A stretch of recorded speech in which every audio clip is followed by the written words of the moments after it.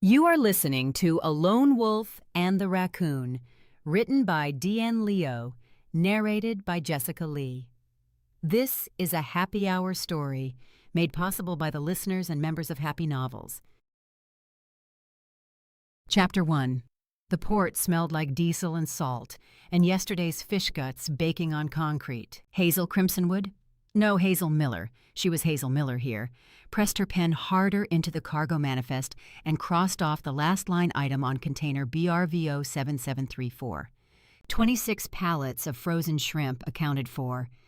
The charm on her wrist hummed against her pulse. She pressed 2 fingers to it, a habit she couldn't break, the way some people touched a cross or a rabbit's foot, except this wasn't for luck. The tiny bronze disc, no bigger than a shirt button, leaked a steady chemical fog into her bloodstream that kept her wolf quiet, her scent masked, her aura invisible. Without it, she was a signal flare. With it, she was nobody. Nobody was exactly who she needed to be. A container ship groaned against the dock pilings outside her window. Water slapped steel in a rhythm that almost passed for music. She liked that sound, liked the constant low roar of the port, cranes whining overhead, forklifts beeping their reversals, the deep horn blasts of vessels entering the channel. Loud places were good for hiding, too much noise for anyone to hear her heartbeat speed up when a stranger got too close. She pulled open the bottom drawer of her desk and thumbed through the envelope tucked beneath a box of paper clips. $840. 2 more pay cycles and she'd hit her number. Then it was the same routine she'd run so many times she'd lost count. Pack the duffel, catch a Greyhound at 4 a.m., pick a town she'd never heard of, find the most boring job available. The office door slammed open. "Miller?" Gary Holt filled the doorframe the way a clogged drain fills a sink. Slowly, unpleasantly, and with the general suggestion that something had backed up. He held a clipboard like a weapon. The mareskin voice. "Where is it?" "On your desk," Hazel said. "Under the sandwich." "I don't have a sandwich on my desk," Gary said. "You did at 11:30, Hazel said. "It might be part of the desk now." Gary's neck went red above his collar. He jabbed the clipboard toward her. "Don't get cute, Miller. I want that invoice reprinted, collated, and on my desk in 15 minutes. And the coffee machine's out of pods again." "I'll add it to the maintenance request I filed last Tuesday," Hazel said. "And the Tuesday before that. Just fix it." Gary turned and his shoulder caught the doorframe. He didn't acknowledge it. The door slammed shut and the wall calendar swung sideways on its nail. Hazel straightened the calendar. February. She'd drawn a tiny star on March 14th. 2 more pay cycles. She reprinted the invoice. She collated it. She bought coffee pods from the vending machine with her own money and loaded the machine herself because filing a 3rd maintenance request would just give Gary another reason to stand in her doorway and breathe through his mouth. 2 more pay cycles. She could survive anything for 2 more pay cycles. The clock hit 5, and Hazel saved her files, shut down her monitor, and reached for her jacket. "Hey, Miller!" Tomas leaned back in his chair 2 desks over. He was the only person in the office who used her first name. Well, her fake first name, and he always said it like he was apologizing for something. "You see the dock schedule for tonight?" "I clocked out," Hazel said. "I don't see anything after 5. "Container coming in on the Esperanza." Tomas scratched the back of his neck. Weird routing, flagged from 3 different ports. Gary signed off on it personally, which, he lowered his voice. "Gary doesn't sign off on anything personally. Guy won't even sign his own birthday card." Hazel pulled her jacket on. "Not our problem." "Yeah." Tomas didn't look convinced. "Manifests say livestock feed. 20-ton refrigerated unit of livestock feed routing through Jakarta, Mombasa, and Lisbon. Sounds like very well-traveled livestock feed." "That's what I'm saying." Tomas glanced at Gary's closed office door. "Just weird, right?" "Weird is above my pay grade," Hazel said. "Night, Tomas." She meant it. She walked out the office, down the metal stairs, and across the parking lot toward the bus stop. The evening air hit her face. Salt, rust, the distant sweetness of rain coming in off the water. She pulled her jacket tighter. She made it 4 steps past the chain-link gate before she stopped. Livestock feed through Jakarta, Mombasa, and Lisbon. She stood there, bus pass in hand, while the 5:15 rolled past without her. Gary signed off on it personally. "Not my problem," she said out loud, to nobody. Her feet carried her back through the gate anyway. The container was easy to find. BRVO 9917, parked at the far end of Dock C, away from the main loading bays where the night crew worked under floodlights. This one sat in shadow, no crew around it, no forklift tracks in the gravel leading up to its doors. A padlock secured the container latch. Port standard, nothing special. Hazel crouched and studied it. She pulled a bobby pin from her hair and a paperclip from her pocket because years on the run taught you either lockpicking or starving, and she'd chosen the useful one. Something thumped inside the container. Then something screamed. Not a human scream. Higher, sharper. A bird, maybe, or something smaller. Then scratching. Frantic, rhythmic scratching against metal walls. Another thump. A chitter. And then, muffled but unmistakable, something that sounded very much like a voice saying, "For the last time, Gerald, if you pee on me, I will end your genetic line." Hazel blinked. She pressed her ear to the container wall. Cold metal numbed her cheek. Inside, rustling, the scratch of claws, a parrot squawking something repetitive and panicked, and, "We talked about this, Gerald. We had a meeting. I drew diagrams. The pee corner is that corner. This corner is the sleeping corner. I cannot be expected to lead a revolution while marinating in Loris urine." Hazel knocked on the wall. 2 sharp raps. Dead silence inside. Then, "Either that's rescue, or it's a very polite murderer. Frankly, at this point, I'll take either." The padlock gave in 90 seconds. She swung the container door open, and the smell hit her first. Hay, animal musk, fierce sweat, and the sharp ammonia of confined creatures who'd been locked in too long. The interior was dark except for a utility light bolted to the ceiling, casting a yellow wash over a single large cage that took up half the container floor. 7 animals, 1 cage. A macaw clung to the bars near the top, feathers electric blue and gold, screaming bloody murder. A pangolin curled into a tight ball in the corner, its scales clicking softly with each tremor. 2 sugar gliders hung from the mesh ceiling, wide eyes reflecting the light. A slow loris gripped the bars with both hands, enormous wet eyes blinking at her. A young ocelot pressed itself flat against the cage floor, ears pinned, growling low and constant. And in the middle of it all, sitting upright on his haunches like he was holding court, a raccoon. Medium-sized, silver-gray with a black mask, his dark eyes locked onto hers with an intensity that had no business belonging to a 30-pound trash mammal. Hazel's vision went white at the edges. She gripped the edge of the container door hard enough to dent the steel with her fingertips. "Oh, finally," the raccoon said. "I was starting to think I'd die in here surrounded by amateurs." Hazel dropped into a crouch in front of the cage. "You can—" Hazel started. "Talk? Yes. Stunning observation. Really raising the bar for first impressions," the raccoon said. He tilted his head. "You're not one of them. You smell like cheap coffee and office printer toner. And something else." His nose twitched. "Something you're hiding." "I'm not—" "You are. It's fine. Everyone's hiding something. Gerald over there is hiding the fact that he has 0 bladder control, but we all know the truth." The raccoon gestured with one paw toward the slow loris. "I'm Riot, by the way. Yes, it's my real name. No, I didn't choose it. Yes, it's accurate." "I'm Hazel," she said. "Tell me about your friends." "Friends is generous. Cellmates." Riot stood and swept a paw across the cage like a real estate agent showing a condemned property. "A macaw who only speaks Portuguese. A pangolin with commitment issues. 2 sugar gliders who have formed what I can only describe as a cult. A slow loris named Gerald who uses me as a urinal. And an ocelot named Valentina who has bitten me 4 times and for whom I have developed a complicated respect." Hazel examined the cage lock.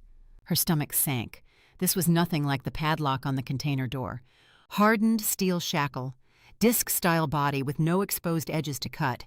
Keyhole recessed so deep she couldn't even see the pins. Military grade, the kind of lock that cost more than her weekly paycheck and laughed at bobby pins. "I want to get you all out," she said. "But this lock, I can't pick this one."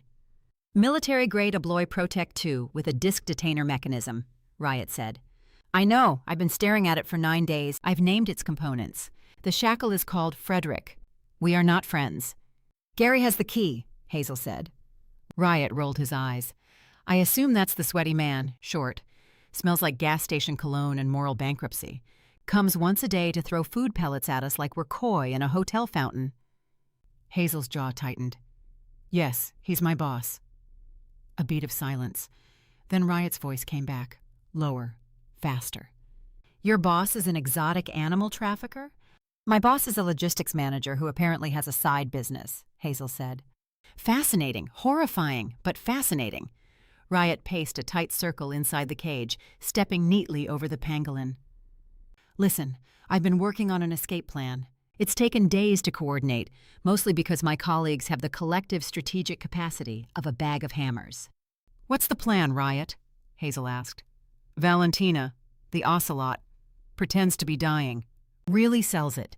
Labored breathing, dramatic collapse, the whole telenovela. I coached her myself.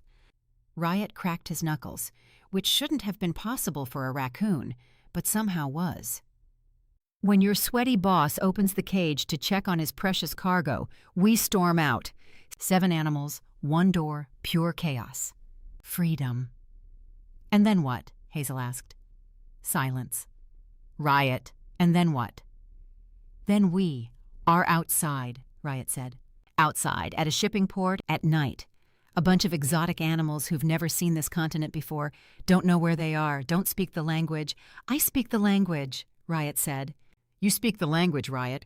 Do the sugar gliders speak the language? Does the pangolin know how to cross a highway? Does Gerald doesn't know how to operate his own bladder. I take your point, Riot said. If you storm out of that cage, you make it maybe 200 meters. You personally, sure, you're a raccoon, you'll survive. But the ocelot? The macaw? The pangolin? Hazel pressed her forehead against the cold bars. They need professionals. People who rehabilitate exotic animals and return them to their actual habitats. Habitats. Riot's voice went flat. Yes, my habitat. Lovely. Very National Geographic of you. Should I pose next to a garbage can for the documentary? I didn't mean... You did a little, but fine. A long exhale, more human than raccoon. You're not wrong. If we storm out blind, only I walk away from this. Valentina ends up on someone's porch and gets shot. The pangolin rolls into traffic. The sugar gliders get eaten by a seagull, and Gerald... He paused. Actually, Gerald might be fine. He has a strange talent for survival despite being profoundly useless.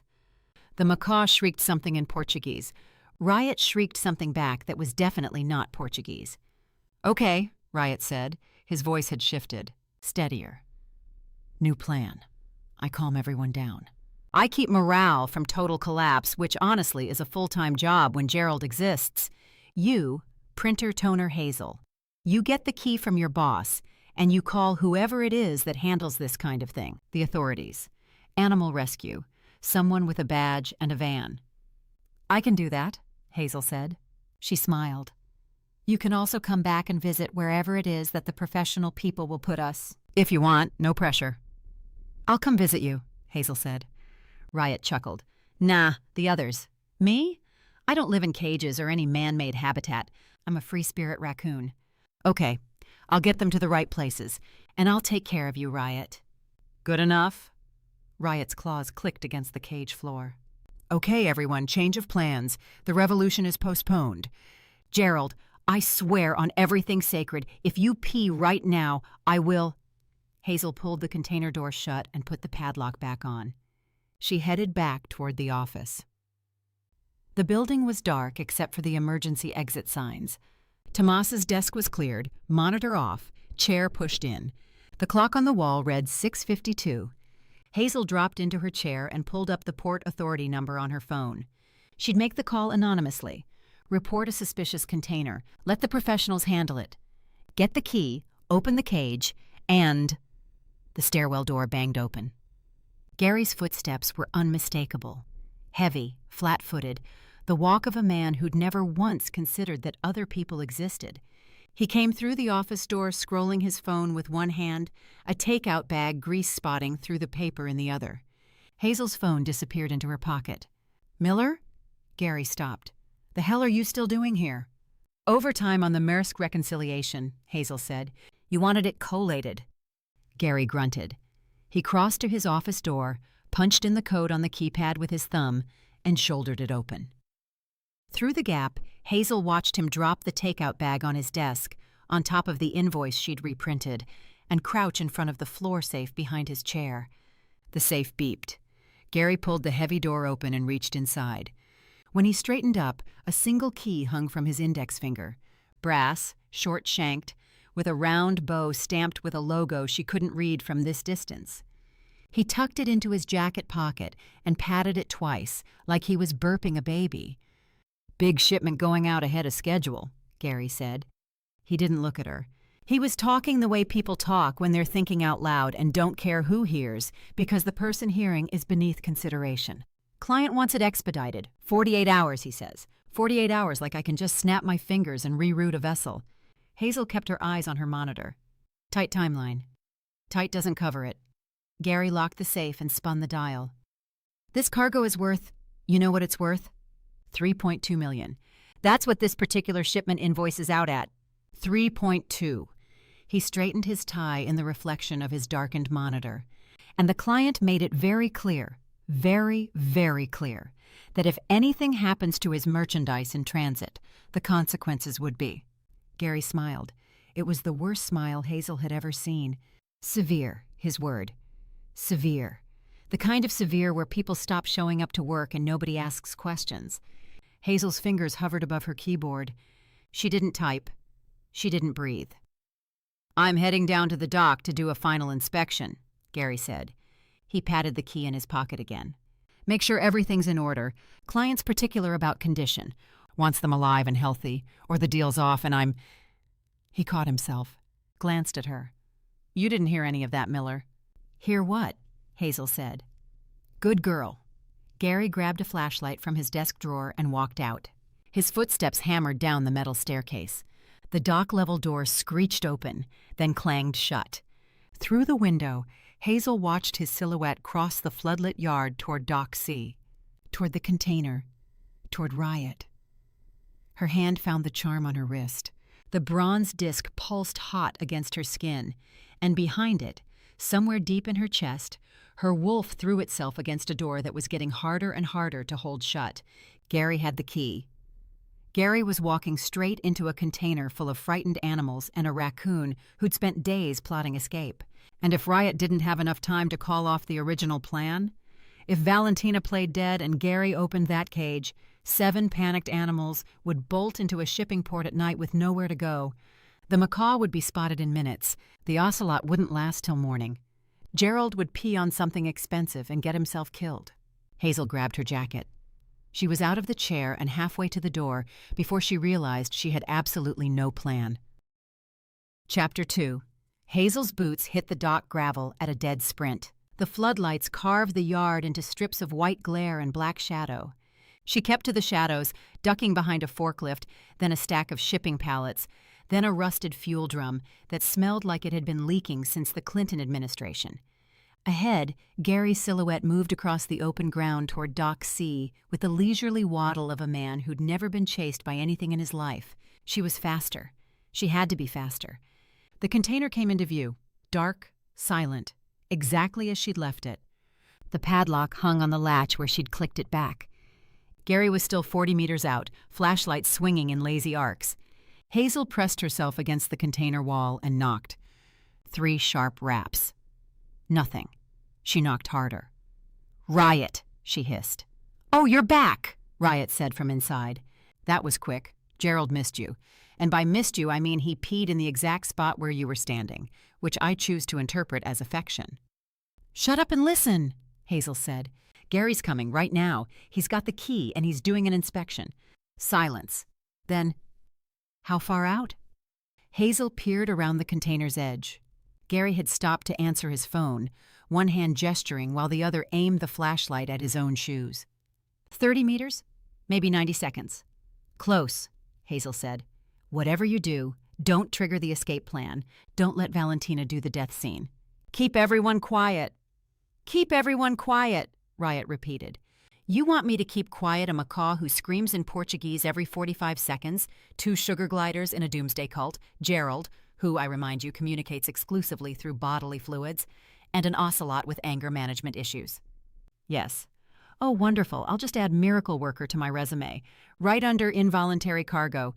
Riot, I'm serious. So am I. Do you know what happens when you tell a macaw to be quiet? The opposite of quiet. The aggressive, ear-bleeding opposite of quiet. Riot's claws scraped against the cage floor. But fine, I'll handle it. I'll give the speech. The speech? Every great leader has a speech for moments like this. Churchill had, "We shall fight on the beaches." I have, "If anyone makes a sound, I will personally rearrange your feathers, fur, or scales." Less poetic, more effective. Gary's phone call ended. His flashlight swept up from his shoes and pointed toward Dock C. "He's coming," Hazel said. "I'm going dark." "Wait, where will you be?" Riot asked. Hazel looked left, a narrow gap between the container and the dock's concrete retaining wall. Maybe 2 feet wide, full of standing water, and something that smelled biological. She'd fit. She wouldn't enjoy it. "Close," she said. "Just keep them quiet." She dropped into the gap as Gary's footsteps crunched onto the gravel apron around the container. The standing water soaked through her boots instantly, cold, filthy, and thick enough to have opinions about it. She pressed her back against the retaining wall and held her breath. Through the container's steel wall, she heard Riot's voice drop to a whisper. "All right, everyone, team meeting, emergency session. Gerald, this is mandatory. I don't care if you're midstream." A pause. "The sweaty man is coming. You all remember the sweaty man. He throws food and calls us product. I know we had a plan. The plan is canceled. New plan. Nobody moves. Nobody makes a sound. And for the love of everything sacred, Gerald, if you pee on anyone in the next 10 minutes, I will personally—" The macaw squawked. "Fernando! Fernando!" Riot's whisper turned murderous. "What did I just say? What did I literally just say 30 seconds ago?" The macaw squawked again, louder. "He says he has to sneeze," Riot muttered. "He doesn't have to sneeze. He's a bird. Birds don't sneeze. He's doing this for attention." Gary's boots stopped in front of the container. Metal clinked, the padlock, then the scrape of the key sliding home. Hazel's fingers dug into the wet concrete behind her. The container door groaned open. "Let's see how my little investment's doing," Gary said. The flashlight beam swept into the container. Hazel couldn't see inside from her angle, but she could hear everything. Gary's heavy breathing, the click of his shoes on the container floor, the slow, deliberate steps of a man checking on merchandise he expected to turn into $3.2 million. "Still breathing," Gary said, more to himself than anyone else. "Good." Valentina growled, low, constant, the sound of an animal that wanted to remove someone's face and was doing the maths on whether the cage bars would hold. "Easy, kitty," Gary said. "You're worth 400 grand. I'm not going to hurt you." Inside the cage, Riot said nothing. Complete silence. Hazel pressed her ear to the cold steel and heard his breathing. Controlled, steady, furious. She could picture him crouched in the back of the cage, masked face blank, every muscle locked down while the man who'd caged him walked 3 feet away talking about price tags. "Raccoon's still alive," Gary said. His flashlight must have swept over Riot. "Ugliest one I've seen. Client wants him, though. Apparently they talk." Hazel's fist clenched underwater. "This one doesn't, obviously," Gary said. He tapped something metal, the cage bars maybe. "Dumb animal, like the rest." Riot said nothing. The silence coming from inside that cage was the loudest thing Hazel had ever heard. "Water's low," Gary muttered. "Need to top that up. Can't have them dropping dead before Tuesday." A scuffling sound, Gary moving along the cage, then his voice, suddenly annoyed. "What's that smell? Did something piss all over the—" "Gerald." Of course it was Gerald. "Disgusting," Gary said. "Filthy animals." Hazel heard Gary's shoes squelch in something wet. He swore. Something clattered. The water dish kicked or knocked over. The macaw screamed. "Shut up!" Gary barked at the macaw. Fernando did not shut up. Fernando had been waiting for this moment. Fernando unleashed a torrent of Portuguese that sounded like it could peel paint off a submarine, wings hammering against the cage bars, feathers flying. Jesus Christ! Gary stumbled backward. His flashlight beam jerked wildly across the ceiling. The sugar gliders dropped from the mesh and started bouncing off the walls of the cage like furry pinballs. The pangolin uncurled, panicked by the noise, and rolled directly into Riot. Valentina snarled and swiped at the air. Gerald, true to form, peed. "Calm down!" Gary yelled. He banged the flashlight against the cage bars. "Calm down, all of you! $3.2 million worth of cargo, and you're acting like—" He stopped. Hazel heard him take a breath. Then another. She could picture him smoothing his tie, the way he did in the office when he was pretending to be in control. "Fine," Gary said. His voice had the forced calm of a man who'd just realized he was surrounded by animals that could bite, scratch, and urinate on command. "Fine. You're all alive. That's what matters. Client picks up Tuesday morning, 48 hours. Then you're someone else's problem." His shoes clicked back toward the container door. Hazel pressed herself deeper into the gap, water up to her shins, as Gary's shadow fell across the opening. She held her breath. Her charm pulsed against her wrist, hot, urgent, her wolf slamming against the inside of her ribs like it wanted to crawl out through her teeth. Gary stepped out, swung the container door shut. The padlock clicked. His footsteps faded across the gravel. The dock-level door screeched open in the distance, then clanged shut. Hazel counted to 60. Then she climbed out of the gap, wringing water from her jacket sleeves, and knocked on the container wall. "Clear," she said. A long pause, then Riot's voice, tight and flat. "He called me dumb." "I heard." "He tapped the cage like I was a goldfish," Riot said. "Tapped it, with his finger, like I was an exhibit at a zoo for people with no taste." "I heard that too. I want you to know that not biting that finger off required more self-control than I have ever exercised in my life." Riot's voice cracked at the edges. "And I once spent 3 hours hiding in a recycling bin next to a half-eaten burrito without eating it. So my restraint credentials are impeccable." "You did the right thing," Hazel said. "I did the strategic thing," Riot corrected. "The right thing would have involved his finger, my teeth, and a level of violence I'm not comfortable describing in front of the sugar gliders. They're impressionable." Hazel leaned her back against the container. The night air cut through her soaked clothes. Somewhere across the port, a crane lowered a container onto a flatbed with a boom that rattled her ribs. 48 hours, she said. "I heard," Riot said. "Tuesday. Client picks up. We become someone else's problem." "Lovely." "You're not going anywhere," Hazel said. "That's a bold promise from someone standing on the outside of a locked cage," Riot said. "Tomorrow's my shift. Gary keeps the key in a floor safe in his office." Hazel pulled her wet hair off her forehead. "I watched him open it tonight. Keypad code, then the safe. I know the code." "You know the safe code?" Riot asked. "I've worked 2 desks away from that office for months. Gary punches in his code the same way he does everything. Loud, obvious, and with zero awareness that other people have eyes." Hazel crossed her arms. 7724. He uses his right thumb. Always starts from the top. "I'm going to be honest," Riot said. "I'm developing feelings about you, and I want to be upfront that they're 90% admiration and 10% terror." "Save it." Hazel checked her watch. 8:41. The night crew would be cycling through Dock C in an hour for the late container shuffle. "I need to get out of here before someone sees me soaking wet on a dock where I have no business being." "You smell like dock water and ambition," Riot said. "It's not a bad combination." "Tomorrow," Hazel said. "First thing. I'll get the key during Gary's lunch break. He leaves for 40 minutes, goes to the same deli, comes back with the same sandwich that he leaves on his desk to fossilize." "Predictable. I like predictable," Riot said. "Predictable people are easy to rob. I'm not robbing him. I'm borrowing a key, freeing 7 illegally trafficked animals, and calling wildlife rescue from a payphone," Hazel said. "That is literally robbery with extra steps," Riot said. "You want out or not?"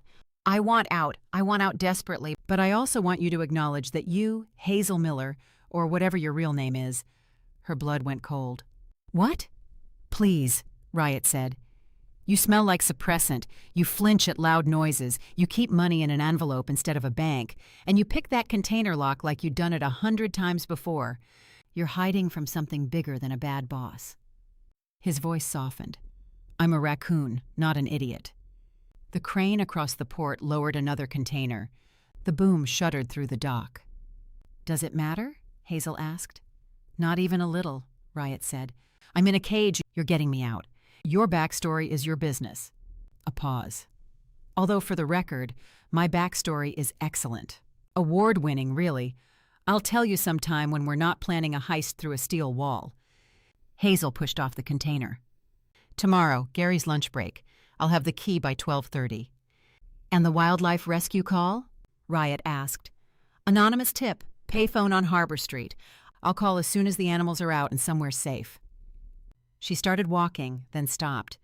Can you keep everyone calm until then? One more night? One more night. Riot's voice was steady. I've kept them alive for 9 days on pellet food, pep talks, and sheer personality. One more night is nothing. And Gerald? Gerald will do what Gerald does. Some forces of nature cannot be contained. A beat. But I'll move the sleeping corner. Hazel almost smiled. Good night, Riot. Good night, printer toner Hazel. His claws clicked against the cage floor. Hey, one more thing. She stopped. What? Thank you, Riot said, for coming back. The words landed somewhere between her ribs. She pressed 2 fingers to her charm, felt it hum against her pulse. Steady, warm, constant. The same rhythm as always. Except tonight, for the first time in longer than she could remember, she was walking away from something she planned to walk back to. See you tomorrow, Hazel said. She headed for the bus stop. The 9:15 was still 20 minutes out. Her boots squelched with every step. Her jacket was ruined, and she smelled like a combination of diesel, dock water, and, if Gerald had been involved, something she didn't want to identify. But somewhere behind her, inside a steel box at the edge of Dock C, a raccoon was keeping 6 terrified animals alive through sheer force of personality, and tomorrow she was going to get them out. All she had to do was rob her boss, commit a felony, and somehow not get caught. Chapter 3. Hazel arrived at work 14 minutes early, which was the first suspicious thing she'd done in months. She never arrived early. Early meant visible. Early meant people noticed you, asked questions, remembered your face. Her entire survival strategy was built on arriving exactly on time, leaving exactly at 5, and being so aggressively average that no one could pick her out of a lineup if their life depended on it. But today she needed Gary's lunch break, and Gary's lunch break started at 12:15, and there were things to do before 12:15. She dropped her bag under her desk. Same desk, same monitor, same calendar with the tiny star on March 14th. Except now, March 14th felt like it belonged to someone else. Someone who didn't have a raccoon counting on her. Tomas looked up from his coffee. You're early. Couldn't sleep, Hazel said. That part was true. She'd spent half the night staring at the ceiling, running the plan, finding the holes, patching them, and finding new holes behind the patches. The other half she'd spent scrubbing dock water out of her boots with a toothbrush. Gary's in a mood, Tomas said. Something about a client call. He's been in his office since 7 with the door shut. Good, Hazel said. Good? Means he's not out here bothering us. Tomas raised his coffee mug in a toast to that. Hazel booted her monitor and opened a spreadsheet she had no intention of working on. She positioned her chair so she could see Gary's office door in her peripheral vision, and she waited. 12:13. Gary's door opened. He emerged in his jacket, phone pressed to his ear, the same expression he wore every day at this time. The expression of a man who believed the world owed him a pastrami on rye and was about to collect. Back in 40, Gary said to no one in particular. He didn't look at Hazel. He never looked at Hazel. The stairwell door banged shut behind him. Hazel counted to 30. Then she stood, walked to the window, and watched Gary's car pull out of the parking lot. Left turn, same route, same deli 6 blocks north. He'd be gone for exactly 40 minutes. She'd timed it across 9 separate lunch breaks because years on the run turned you into the kind of person who timed things. She turned to Tomas. "I need to drop something in Gary's office." "It's open," Tomas said, not looking up from his screen. Hazel crossed the floor in 7 steps. Gary's office smelled like old takeout and cologne that should have been discontinued as a public health measure. The desk was buried under papers, 3 coffee cups in various stages of growing civilizations, and, yes, the fossilized remains of yesterday's sandwich. She closed the door behind her. The safe sat behind Gary's chair, small gray bolted to the floor, keypad on the front, green light blinking. 7724, right thumb, top to bottom. Her fingers hovered over the pad. 1 shot. If the code was wrong, if he'd changed it, if she'd misread his thumb from 2 desks away, the safe would lock out, and he'd know someone tried. She punched it in. 7724. The green light pulsed. The lock clicked. Hazel pulled the safe door open. Inside, a manila envelope thick with cash, 2 passports that didn't belong to Gary. She filed that detail away for later. A burner phone and the key.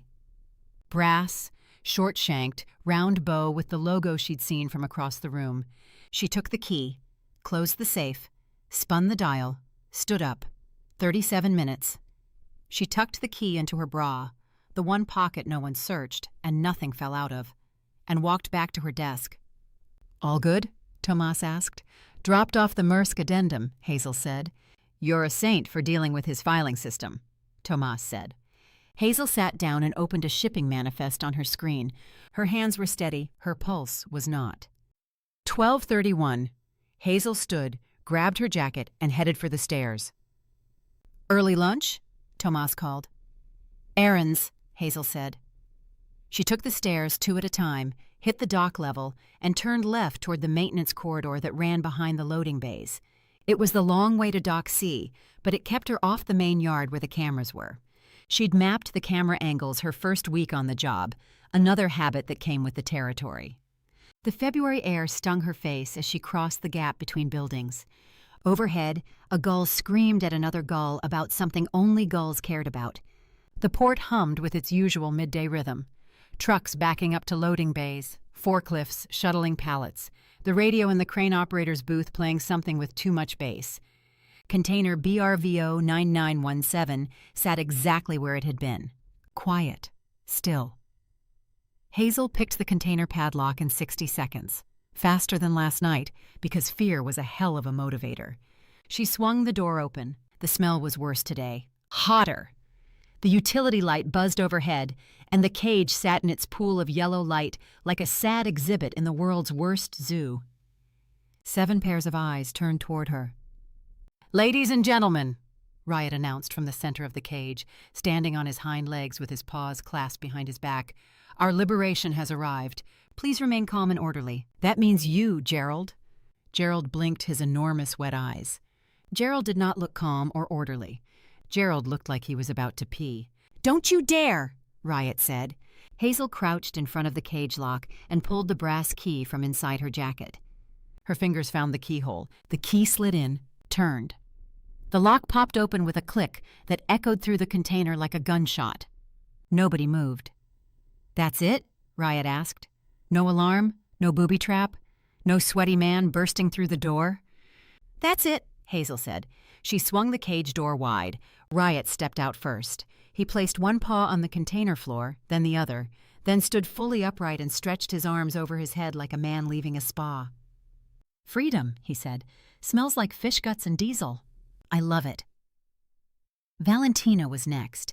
The ocelot flowed out of the cage like liquid, pressed herself low to the ground, and surveyed the container interior with the focus of a trained assassin. Her ears rotated independently, tracking sounds Hazel couldn't hear. "Val, easy," Riot said. "We're among friends, mostly." The pangolin uncurled, realized where it was, and immediately curled back up. Eduardo, the door is open," Riot said. "This is what we've been waiting for. 9 days of motivational speeches, and this is what I get. A ball." "Eduardo?" Hazel asked. "I named them all. It was that or go insane." Riot tapped the pangolin with one paw. Eduardo, you're free. Act like it. Eduardo tightened into a harder ball. Fine. We'll carry him. Riot turned to the sugar gliders, who were clinging to the cage ceiling, vibrating. Chip, Dale, come down. Chip and Dale, Hazel said. They're identical and they move as a unit. What else was I supposed to call them? Riot waved his paws. Come on. Down. We're leaving. The sugar gliders dropped simultaneously, glided across the cage, and landed on Hazel's shoulders, both of them, one on each side, their tiny claws dug through her jacket into her skin. Oh, Hazel said. Okay. They like you, Riot said. That's their highest compliment. Their previous highest compliment was not biting me. Fernando the macaw erupted from the cage in a blur of blue and gold, hit the container ceiling, ricocheted off a wall, and landed on top of a ventilation pipe, where he began screaming in Portuguese at maximum volume. Fernando, we talked about this, Riot yelled. Indoor voice. We practiced indoor voice. Fernando did not have an indoor voice. Fernando had one volume, and that volume was air raid siren. We need to move, Hazel said, now, before someone hears him. Someone in Jakarta can hear him, Riot said. Hazel scooped up Eduardo.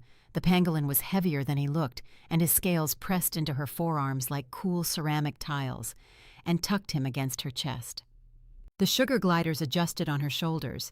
Valentina was already at the container door, peering out, tail twitching. Gerald, Riot said. The slow loris sat in the empty cage, gripping the bars he no longer needed to grip, staring at freedom with those enormous eyes. Gerald, the door is open. You can leave, Riot said. Gerald didn't move. Gerald, I swear to... Let me, Hazel said. She set Eduardo down. He immediately curled back up and reached into the cage.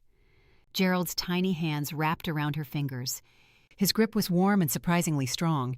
She lifted him out and set him on her shoulder, where he immediately nestled against her neck and made a sound like a very small motor. Oh, you've got to be kidding me, Riot said. 9 days I kept him alive. 9 days of pep talks, conflict resolution, and dodging his bodily fluids. And he likes you better after 30 seconds. Maybe I smell nicer, Hazel said. You smell like dock water and stolen keys. That's apparently his type. Riot shook his head. All right, everyone's out. Where are we going? Hazel checked her watch. 23 minutes until Gary came back. She'd already mapped this part. Maintenance shed, Dock A, she said. It's been empty since October. Out of the camera line. I'll get everyone inside, make the call, and Wildlife Rescue picks them up. Lead the way, Printer Toner, Riot said. The journey from Dock C to the Dock A maintenance shed was approximately 240 meters. It should have taken 4 minutes. It took 11. Fernando refused to fly at ground level and instead launched himself from container top to container top, screaming updates in Portuguese. Valentina bolted twice, once toward a seagull she apparently wanted to murder, and once toward the water because something shiny caught her eye. Eduardo unrolled mid-transit, decided he didn't like being carried, and attempted to waddle back toward the container. The sugar gliders stayed on Hazel's shoulders, perfectly behaved. Gerald stayed on her neck, purring. Both were welcome islands of cooperation in a sea of chaos. Riot ran between the escapees like a border collie with a vocabulary, herding Valentina back from the water's edge, intercepting Eduardo's retreat, and shouting bilingual threats at Fernando that contained no actual Portuguese but carried the universal tone of, "Get down here right now." This is the worst prison break in history, Riot panted, dragging Eduardo by the tail while Hazel cornered Valentina behind a bollard. The Great Escape had tunnels and motorcycles. We have a pangolin going the wrong direction and a bird who thinks he's performing at Coachella. Almost there, Hazel said. She'd grabbed Valentina by the scruff. The ocelot snarled but allowed it, and pointed toward the shed door with her chin. The maintenance shed was dark, dry, and blissfully empty. Hazel set Valentina down. The ocelot immediately claimed the highest shelf and stared down at everyone with regal contempt. Eduardo curled up under a workbench. The sugar gliders relocated from Hazel's shoulders to a hard hat hanging on a nail, where they snuggled in and apparently fell asleep instantly. Fernando landed on a drain pipe outside the shed's broken window and finally, mercifully, went quiet. Gerald stayed on Hazel's neck. She let him. "Water," Hazel said. She rigged bowls from paper cups and tin cans, filling them from the utility spigot outside the shed. Valentina drank without acknowledging her. Eduardo unrolled long enough to drink, then recurled. The sugar gliders didn't wake up. Gerald licked water off her finger. "Stop winning his heart," Riot said. "It's obnoxious." "I'm going to make the call," Hazel said. She set Gerald down next to Eduardo. Gerald immediately wrapped his arms around the pangolin, who tolerated it with the weariness of someone accustomed to being Gerald's emotional support object. "Payphone on Harbor Street. Anonymous tip. Wildlife trafficking, endangered species. Dock a maintenance shed." "They'll send someone."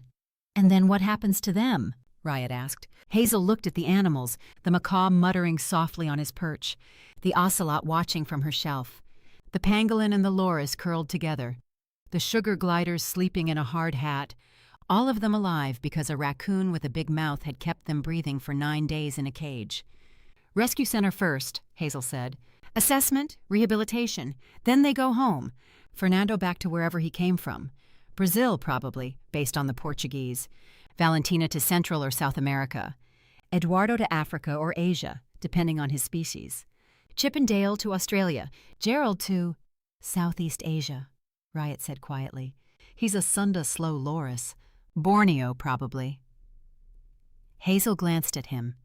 Riot was watching Gerald with an expression she hadn't seen before, something softer than his usual sharp-eyed commentary. "You know his species," she said. "I know all their species. I know their dietary requirements, their habitat ranges, and their conservation status." Riot picked at the floor with one claw. 9 days is a long time. "I did research. Well, I listened." Gerald talks in his sleep.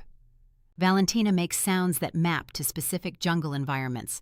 Fernando's dialect is northern Brazilian coastal. He looked up. "I'm a raccoon, not an idiot. I told you." "I remember," Hazel said. "They'll be okay," Riot said. "They'll be okay," Hazel said. Riot nodded once. Then he straightened up, shook himself, and the soft expression vanished behind the familiar mask of sharp-mouthed confidence.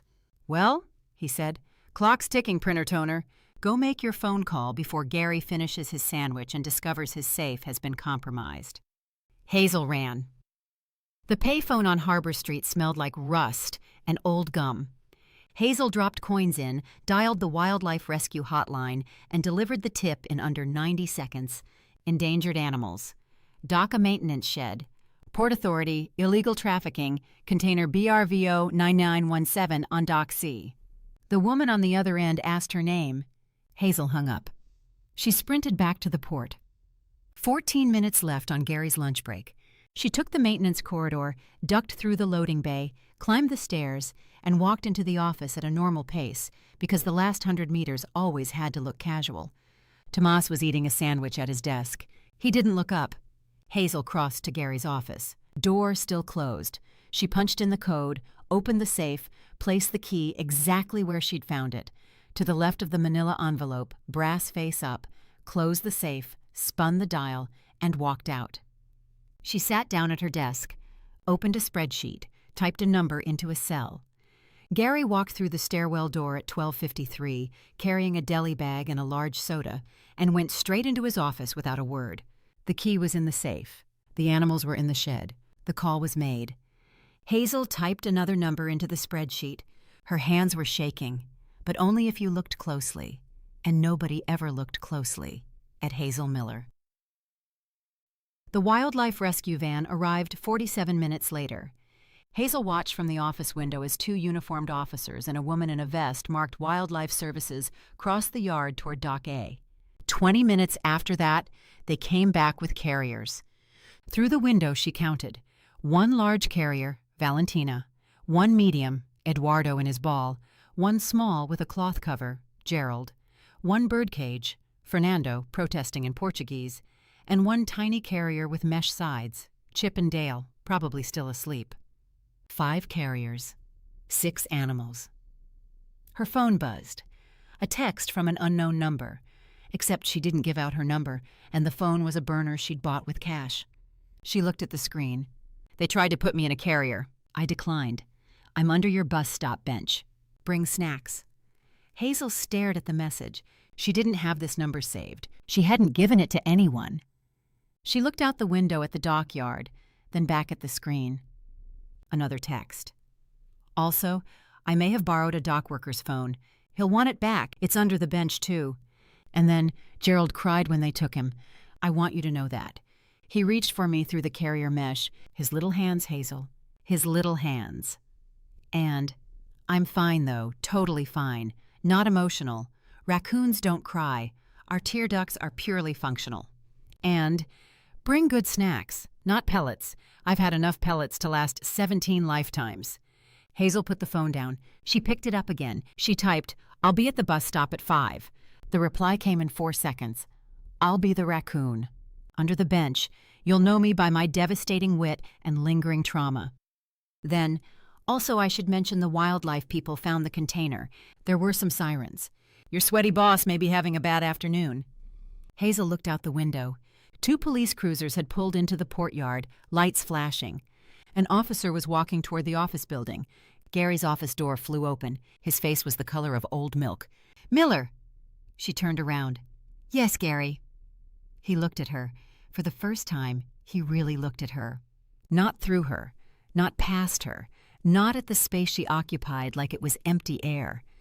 He looked at her the way a drowning man looks at the nearest piece of wood, calculating whether it could hold his weight. Tomas had stopped chewing his sandwich. Gary's jaw worked. There's been a situation, he said. He smoothed his tie. His hand was trembling. And I'm disappointed with what you've done. You've betrayed the company, my trust and what we've given you. I what? The office door opened behind Gary. Port Authority Police, a voice said. We're looking for the operations manager. We have some questions about a container on Dock C. Gary turned toward the officers. Officers, Gary said, glad you're here. I've actually been meaning to report some concerns about one of my employees. Our shipments have been used for illegal exotic animal transportation without my knowledge. Chapter 4. The interrogation room smelled like burnt coffee and regret. Hazel sat in a plastic chair that had been designed by someone who actively hated the human spine.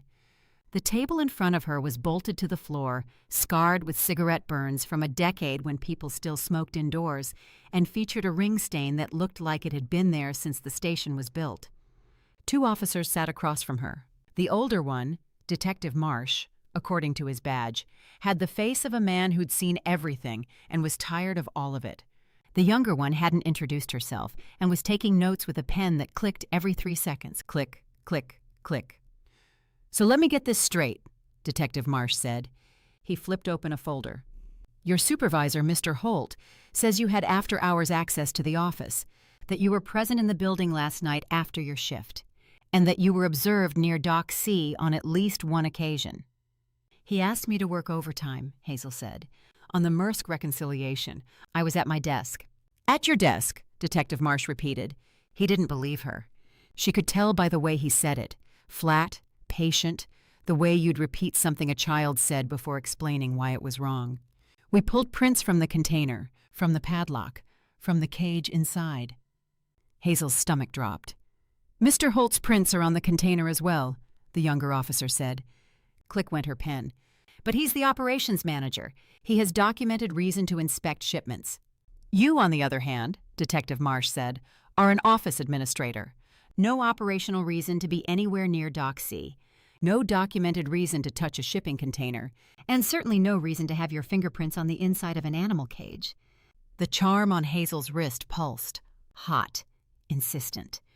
Her wolf was pacing behind her ribs, claws scraping bone, and every instinct she'd spent years suppressing was screaming the same word, run. She could do it. 1 sharp tug on the charm and the suppressant would crack. She'd shift in under 3 seconds, faster than either officer could reach for a weapon. Through the door, down the hallway, out the fire exit. She'd done it before, in other cities, other lives. The wolf knew how to disappear, but shifting meant exposure. Shifting meant every tracker, every hunter, every shadow from her past would light up like a switchboard. Years of hiding. The envelope, the Greyhound buses, the fake names, the careful, invisible life of Hazel Miller, all of it gone in 3 seconds of fur and teeth. She gripped the edge of the table. "I didn't traffic those animals," Hazel said. "The evidence suggests otherwise," Detective Marsh said. "I'm the one who called the tip line," Hazel said. "Anonymous tip," the younger officer said. Click. From a payphone. No way to verify the caller. "Mr. Holt has been cooperative," Detective Marsh said. "Provided access to his office, his records, his safe." "His safe," Hazel said. "Did you check what's in it?" "A company petty cash fund and some personal documents," Detective Marsh said. "Nothing unusual." The burner phone, the extra passports. Gary had cleaned it out before the police arrived. Of course he had. "Ms. Miller," Detective Marsh leaned forward. "I'm going to be straight with you. Right now, Mr. Holt's story is consistent with the physical evidence. Your prints, your after-hours access, your proximity to the shipment. If you have a different version of events, now is the time."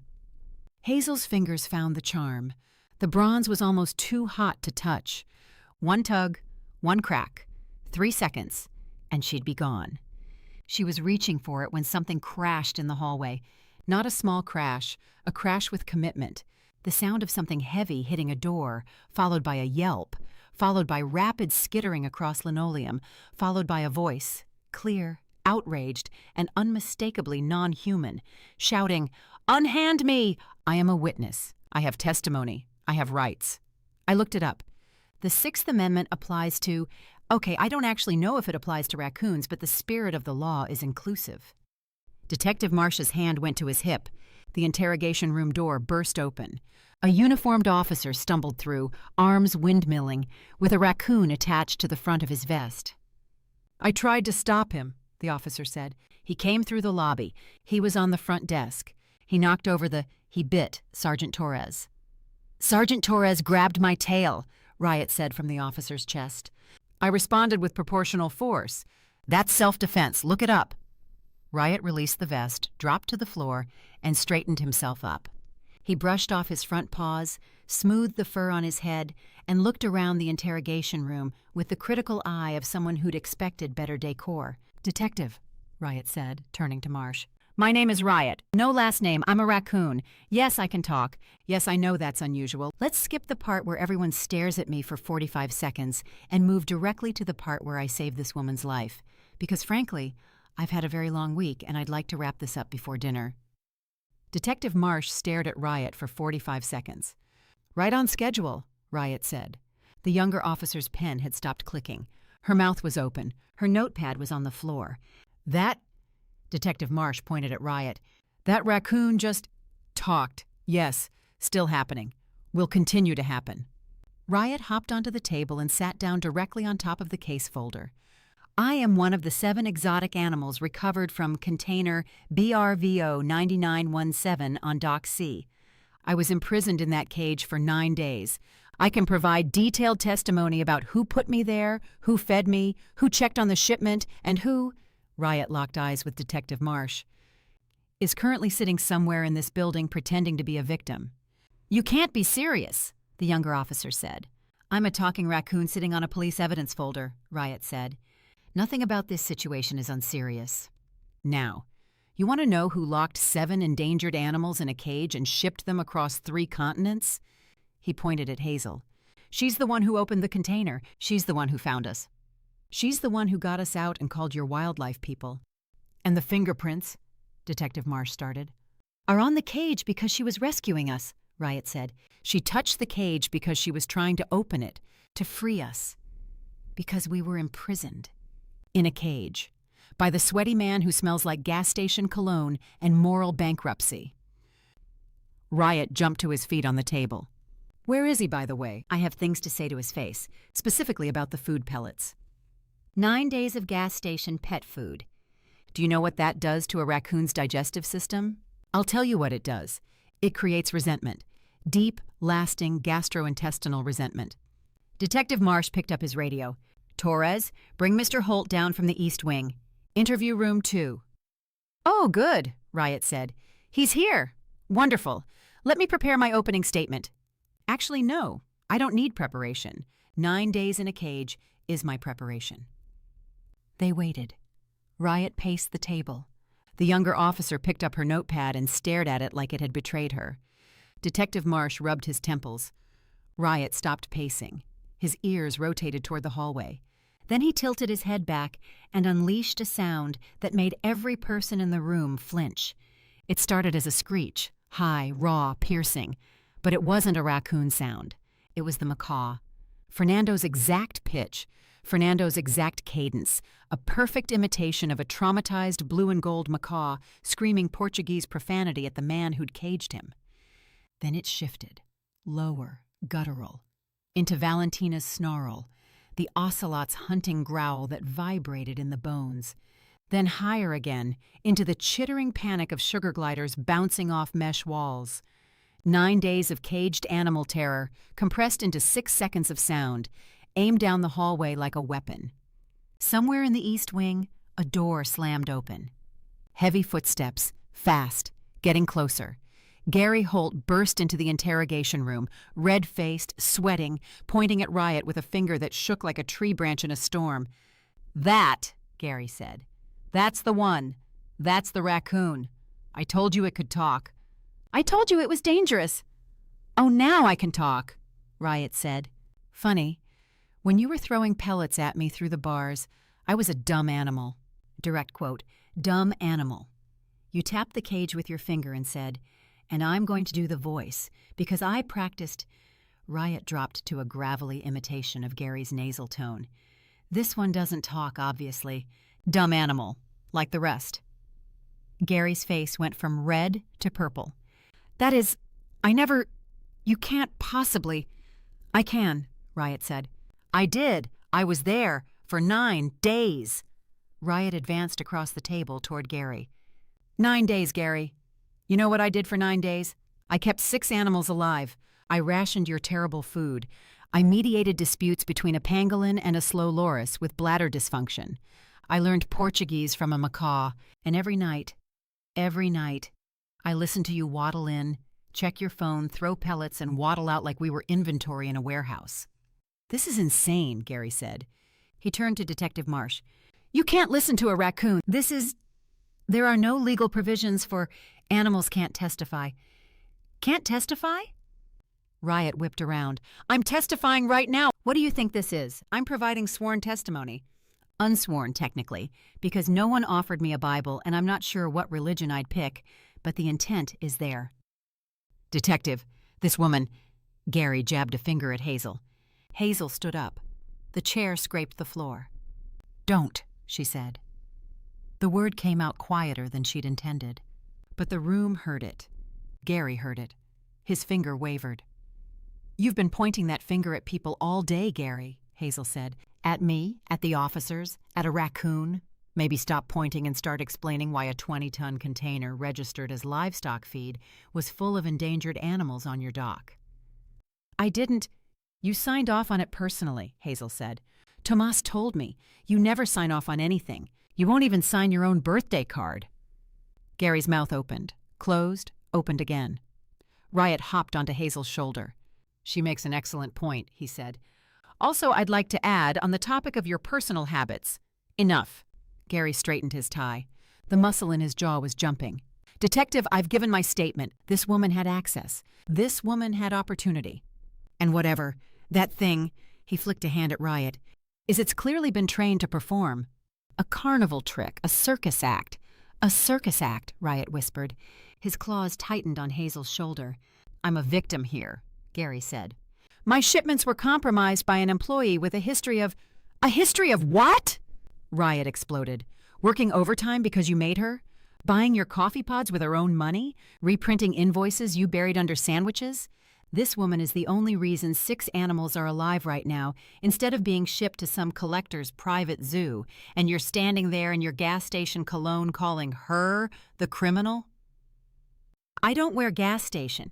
You absolutely do. It's called Titanium Rush, and it costs $4.99.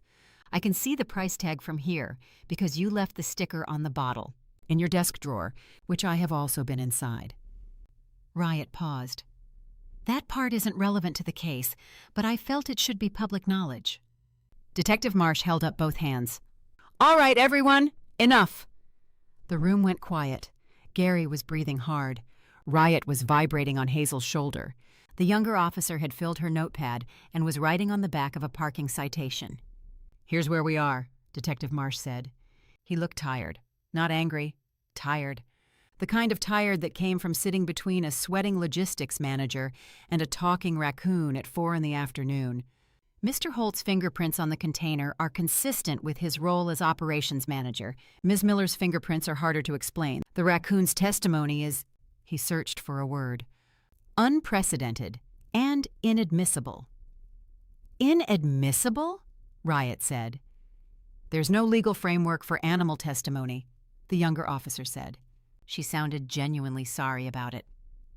I'm going to write my congressman, Riot muttered. What I'm saying, Detective Marsh continued, is that I don't have enough to charge anyone, either of you. He looked at Gary, then he looked at Hazel. He held her gaze for 1 beat longer than necessary. Then he did something small. He glanced at the door. Just once. A flick of the eyes. Door, her, door. So quick that if you weren't watching for it, you'd miss it entirely. Hazel was watching for it. Riot was watching for it, too. His claws tightened on her shoulder. 1 squeeze. I saw that. I'm going to step out, Detective Marsh said. He stood. Get some coffee. Officer Chen, let's give these two a moment to collect themselves. He looked at Gary. Mr. Holt, why don't you wait in the East Wing? We'll have some follow-up paperwork. Paperwork? Gary said. But you just said paperwork, Mr. Holt. Detective Marsh's voice left no room for discussion. He walked to the door and held it open for Officer Chen. Chen stood, gathered her notepad and parking citation, and paused next to Hazel. The fire exit is at the end of the hall, she said. It sticks. You have to push hard. She walked out. Marsh followed. The door closed behind them. Gary stared at the closed door. Then he stared at Hazel. Then he stared at Riot. This isn't over, Miller, Gary said. I have lawyers. Gary, Riot said. We're leaving now. If you'd like to continue this conversation, I'm available by appointment. My office hours are never, and my location is none of your business. Hazel didn't wait for a response. She grabbed her jacket off the back of the chair, scooped Riot off her shoulder and tucked him under her arm, and hit the hallway at a dead sprint. Fire exit, Riot shouted. End of the hall. She said it sticks. Hazel slammed into the push bar with her shoulder. The door didn't move. She hit it again. Harder this time, the charm on her wrist flaring hot, her wolf lending strength she wasn't supposed to have. The bar bent. The door exploded open into an alley that smelled like dumpsters and rain. Behind them, Gary's voice echoed down the hallway.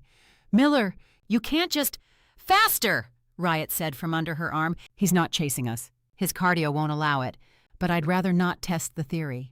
Hazel ran. Not a jog, not a hustle. A full sprint through the alley, across a parking lot, through a gap in a chain-link fence, and down 2 blocks of sidewalk that blurred under her boots. Riot bounced under her arm, claws dug into her jacket, tail streaming behind them like a furry banner. She didn't stop until she hit the bus station.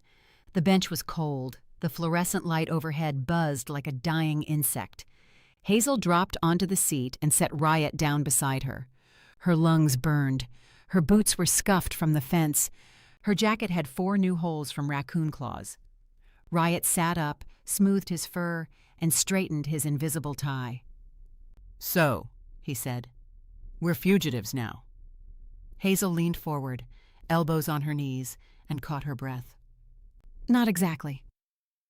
We fled a police station through a fire exit after bending a door with supernatural strength. That's at least light fugitive activity. The detective signaled us to go, Hazel said. You saw it. I saw it, Riot agreed. He's a good person. So is Officer Chen. They know Gary's dirty, but there's nothing they can use. Hazel pushed her hair back. Gary's prints are justified. My prints aren't. A talking raccoon isn't admissible evidence. It's his word against mine, and he's got 12 years and a title. So they let you walk, Riot said. They let me walk. Quietly. Off the record. Hazel stared at the departure board. I don't know what goes in the file. Maybe nothing. Maybe a warrant. I can't be sure. Riot scratched behind one ear. Human records, he said. Can't say I've ever had to worry about those. Free spirit, whole life. No birth certificate, no social security number, no file in any system anywhere. He paused. It's very liberating. Also means I can't rent an apartment, but I've made peace with that. You're not worried? Hazel asked. About what? Being wanted by the law? Riot stretched his arms over his head.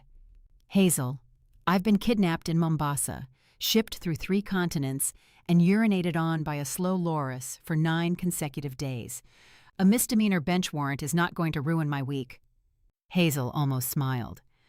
What I do understand, Riot said, his voice shifting into something quieter, is karma. Works the same way for humans and animals. Talking or not, you do right by the world figures it out eventually. Not always fast, not always fair, but it figures it out. Hazel's hand found the charm on her wrist. Speaking of which, Riot said, he examined his claws with the studied casualness of someone about to detonate a bomb. I should mention something. What? I stole Gary's phone. Hazel turned to look at him. You what? His burner phone, the one from the safe. He had it on him at the station, pocket right side. When he was doing his dramatic finger-pointing routine, I was on your shoulder. Riot held up one paw. And these hands, these beautiful, dexterous, opposable, thumb-adjacent hands, they were not idle. You pickpocketed Gary in a police station while he was giving testimony. Multitasking is one of my core competencies. Riot produced a phone from somewhere Hazel chose not to think about. I also, and I want you to appreciate the efficiency here, use this phone to send a text message to the client, the one paying $3.2 million for 7 exotic animals. What did you say? Hazel asked. I informed him, from Gary's own phone number, that the shipment was lost, the animals are gone, and that Gary, quote, fumbled the entire operation due to personal incompetence and an inability to maintain basic operational security. Riot set the phone on the bench between them. I also added, don't contact me again, I'm leaving the country. For flavor. Hazel stared at the phone. Then she stared at Riot. A man who threatens severe consequences for failure, Riot said, just received a confession of failure from the man he paid, from that man's own phone. Let nasty people cancel each other out, Hazel said. Eloquent, Riot said. I'd put that on a motivational poster. A bus rumbled around the corner, Route 47. Hazel watched it approach, the headlights sweeping across the bench. Where to? Riot asked. Hazel looked at the departure board. Portland, Sacramento, Reno. The same options she always had. The same routine. Pick a name, pick a city, pick a job, disappear. I don't know, she said. Riot let the silence sit for exactly 3 seconds. A personal record. I have a thought, he said. Of course you do. Hear me out. Riot stood on his hind legs on the bench, paws clasped behind his back, the posture of a raccoon delivering a keynote address. A farmer's market. A farmer's market, Hazel repeated. Small town, weekly market, cash business, no paperwork, outdoors, low visibility. You sell produce. I handle operations. Riot held up a paw before she could speak. And before you say, I don't do partners, let me remind you that the last time you said that, you subsequently broke into a shipping container, orchestrated a jailbreak, robbed a safe, and fled a police station with a raccoon under your arm. So your solo operator credentials are, frankly, compromised. Hazel leaned back against the bench.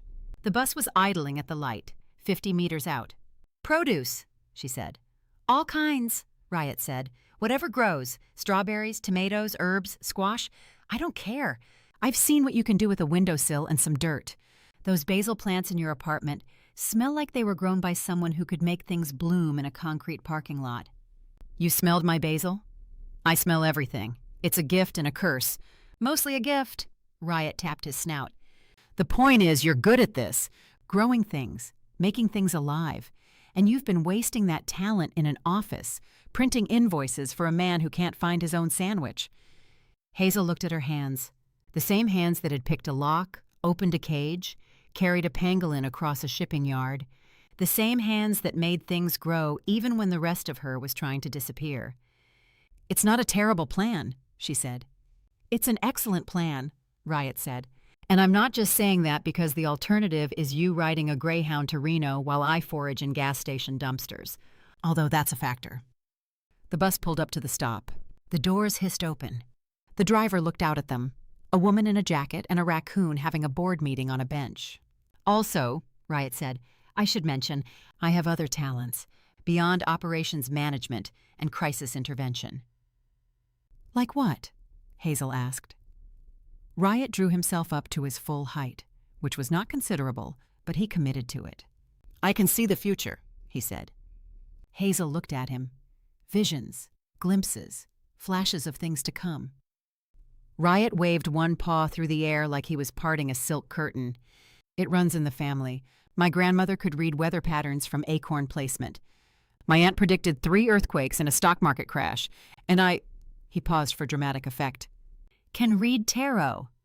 You can read tarot, Hazel said. I'm gifted. You're a raccoon.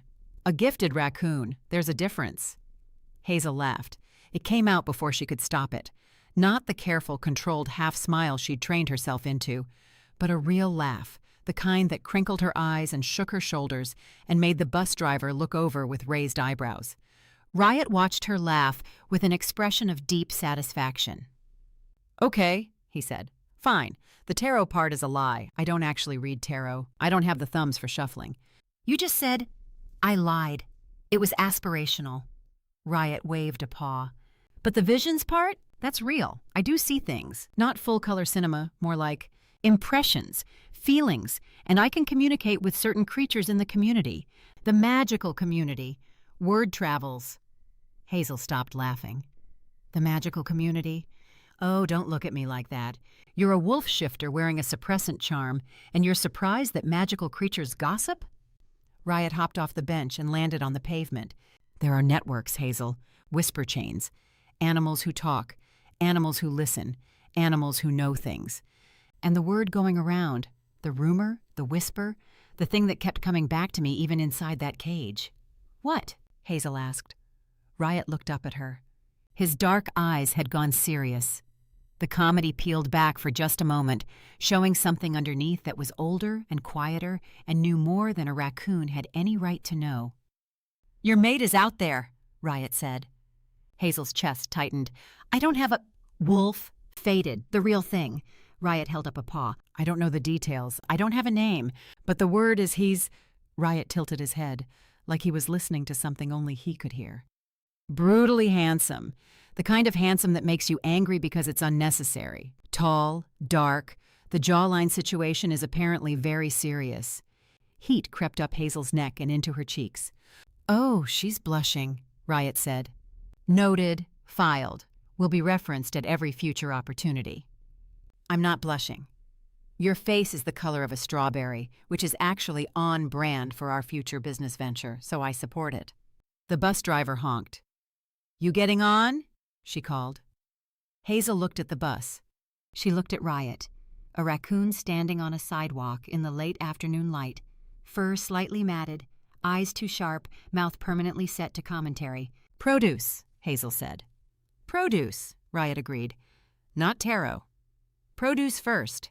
Tarot is a stretch goal, pending thumb development. He trotted toward the bus steps. Also, for the record, when the brutally handsome wolfmate shows up, and he will, I want full credit. A plaque, something in bronze. Riot knew first.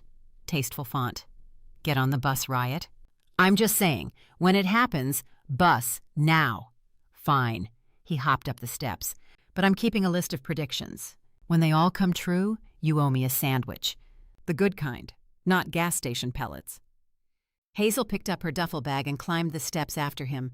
The bus driver stared at Riot, who was already settling into a window seat with the proprietary air of a first-class passenger. Is that a... The driver started. Emotional support animal, Hazel said. Business partner, Riot corrected. Just drive, Hazel said. The doors hissed shut. The bus pulled away from the curb. Through the rear window, the bus station shrank. The bench, the flickering fluorescent light, the city that had given her a terrible job, a worse boss, and a raccoon. Riot pressed his face to the window and watched the streetlights blur past. "Hazel," he said. "What?" she said. "I think this is going to be good," he said. "The market, the produce, the future." He turned from the window and looked at her. "I think this is going to be the first good thing for both of us in a very long time." Hazel leaned her head against the glass. The bus hummed beneath her. The charm on her wrist hummed against her pulse. Steady, warm, familiar. And beside her, a raccoon with a stolen phone and zero tarot skills was mapping out their future with the confidence of someone who'd already seen how it ended. She didn't believe in fated mates. She didn't believe in visions. She didn't believe that a raccoon she'd met through a shipping container wall could read the future in anything other than dumpster patterns and acorn placement. But she believed in produce, and she believed in the raccoon. And for the first time in longer than she could remember, she was riding towards something instead of away from it. "Riot," she said. "Yes," he said. "If you steal anything from the farmer's market customers, I will put you in a carrier and mail you to Gerald." "Understood. Customers are sacred. Competitors remain fair game." He settled deeper into the seat. "Also, Gerald would be thrilled to see me. He'd pee everywhere. It would be a reunion of biblical proportions." "Good night, Riot." "Good night, Hazel." The bus carried them west, toward a town they hadn't chosen yet, a market they hadn't found yet, and a future that smelled, if Riot was to be believed, like strawberries, fresh earth, and the cologne of a brutally handsome wolf who was somewhere out there, waiting. But that's a story for another time. Thank you for listening to A Lone Wolf and the Raccoon, written by Deanne Leo, narrated by Jessica Lee. This story was made possible by the Happy Novels community. Now, if you need to know what happens when Hazel finally meets her fated mate, and what Riot does to make sure she doesn't run, that story is Crimson Moon Rising. Link is in the description. Don't sleep on it. Riot alone is worth it. And if this story made your day a little better, if it made the commute shorter, the dishes easier, or the night a little less quiet, there are more happy hour stories waiting for you, ad-free, at happynovels.com. Free to join. Come be part of this. Links in the description and pinned in the first comment. Join the Happy Novels community so you never miss a story. Your heart is safe here. See you next time.